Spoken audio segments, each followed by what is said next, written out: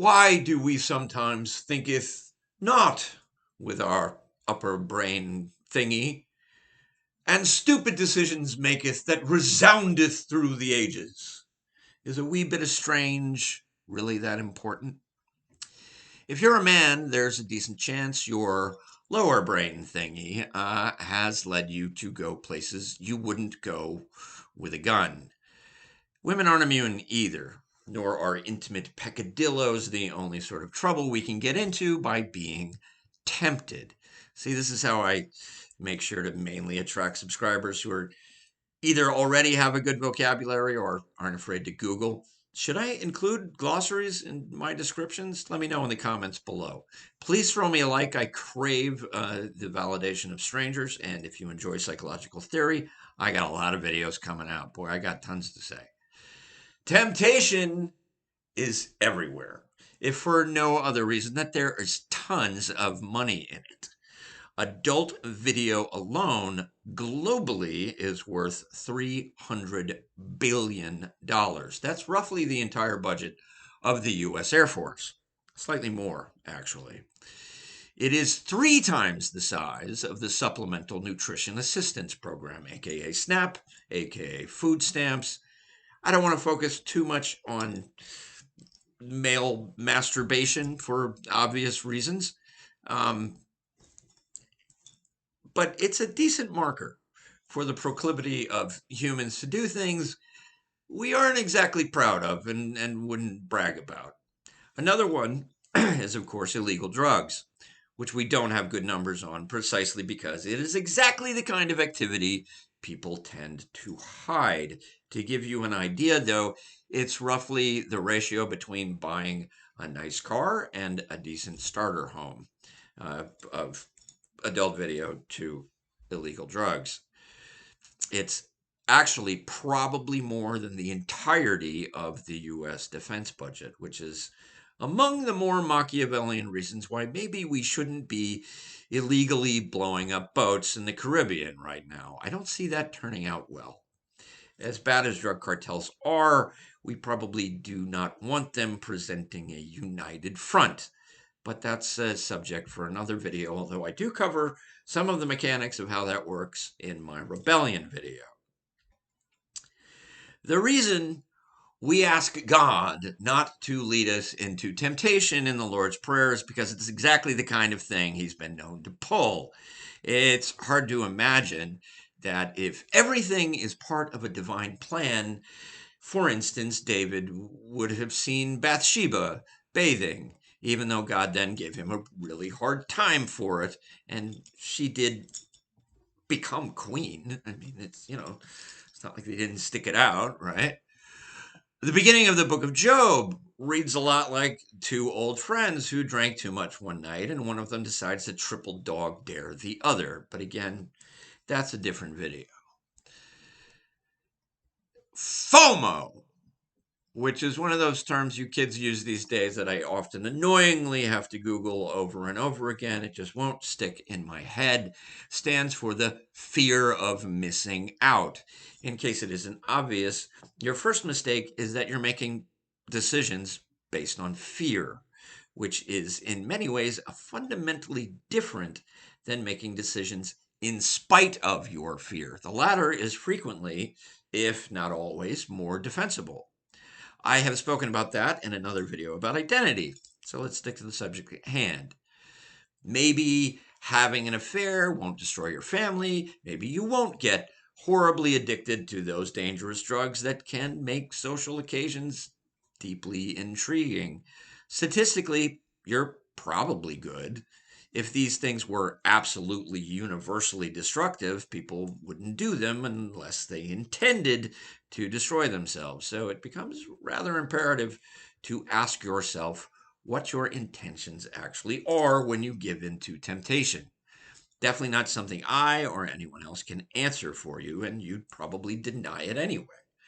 It is part of the reason why the war on drugs, the last one, failed so miserably.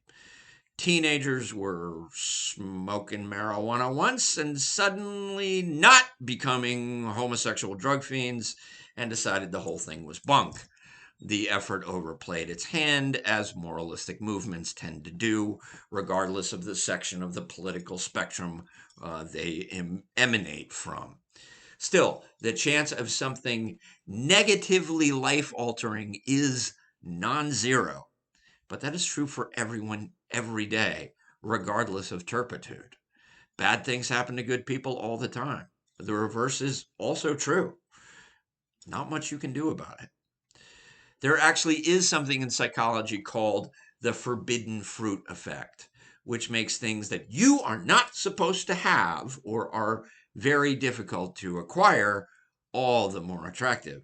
I think it's one of the reasons 80s kids were so attracted to badly made beer and the swag weed that was available at the time. Grown-ups kept telling us we couldn't have it. Not long before I turned 18, the entire country changed the drinking age to 21.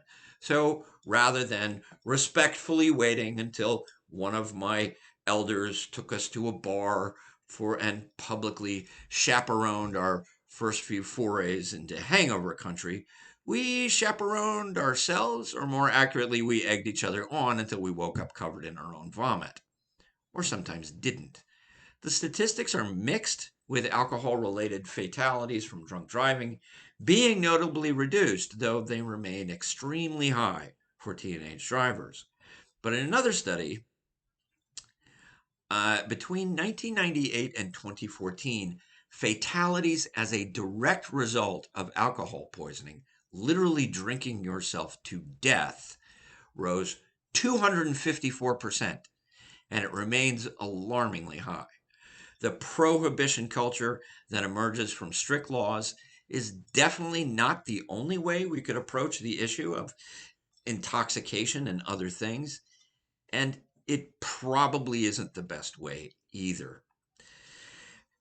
As with anything, the good times that can be had from any set of stimuli, be it sex, booze, drugs, or whatever, can get a bit repetitive after a while, and for the most part does not on its own make us happier people. Hedonic adaptation can make anything seem mundane. I used to know the kind of guy Hollywood is fascinated with, but is rather rare in real life. And he's actually a somewhat well known actor these days, so I don't want to give out too many details. But if you went to a bar with him, women would just start throwing themselves at him until they were stacked up like cordwood, blocking the fire exit. It was an actual hazard. By the end of the night, he might pick one or several to take home. The guy's life was like Cinemax. What actually always struck me about him was how bored he seemed by it all. He never seemed to meet anybody he was excited by. This was a long time ago, so I think, and here and there I know, life changed for him a bit. Though at the time, I was, of course, insanely jealous. These days, I do not envy being so jaded about something like that so young. We aren't actually made exceptionally happy by regularly having anything. It's why people who try to eat their sadness can never stop eating and wind up with all the complications that entails. It is when we don't expect good things to happen and an unexpected treat falls in our lap that we get a real dopamine boost in a phenomenon that is called reward prediction error. In order for that to work, it cannot be something we do habitually. It must be truly unusual. Our baseline emotional state tends to be pretty stable, whether we win the lottery or suffer a catastrophic injury. Eventually, we go back to where we were, which is why it's a good idea to try and improve your baseline emotional state, no matter what is going on. To think that if I only had this thing, if there were only this other thing, if I was a thing, more good looking, I had more money, etc., or I was with this other person, then I'd be happy. That's why temptation can be so powerful when it shows up. Suddenly, you can have that thing, or that other person just so happens to be available, perhaps in a similarly mischief making mood, or probably There will be a honeymoon period, but everything ends. If it turns out it wasn't a good idea to begin with, well, that's kind of on you, isn't it? Nor are humans particularly good at learning our lesson. Focusing attention on past mistakes makes us more likely to do them again, not less. That's simply because of how attention works. As I said in another video, what you pay attention to will define your life as nothing else can. Temptation isn't all that bad. In fact, tempting stimuli can tend to remind us of higher priority goals. However, we often subconsciously do not want what we consciously think we want and say we want. And the subconscious will often have its way with little to no regard for your overall well being. There are deeper structures at work which seem to believe it is better that you do not live at all than that you live any sort of life incongruent with these real goals, quite literally. In part, this is why when an addiction digs in deep, even after years of sobriety, you can be so susceptible to starting right up again. Now, addiction psychology is a specialist field, not my own, and the stakes are very high, so I don't want to say too much about it. But statistically speaking, most people with substance use issues who manage to live into upper middle age often stop being interested in whatever their previous, fix of choice was. But for those who don't, it pretty invariably kills them before they get much farther in life. So how do we resist? What's the magic trick for staying out of trouble? There isn't one, really. Sorry. But what can help is a word probably everyone is getting a little tired of hearing. I know I am. Mindfulness. Pay attention to what you are doing, why you are doing it. Happiness is more like a habit than an event. In fact, the word happiness gets overemphasized. So let's just talk about contentment, satisfaction. Are you right now, at this very moment, well fed, sheltered, relatively safe? Well, that's great. And it also literally makes you one of the luckiest people in the world. It seems simple enough, but that is kind of the point. As often as you can, take a minute to be aware of those things and be grateful for them. Believe me, being homeless and hungry is a truly traumatic experience you do not want to have.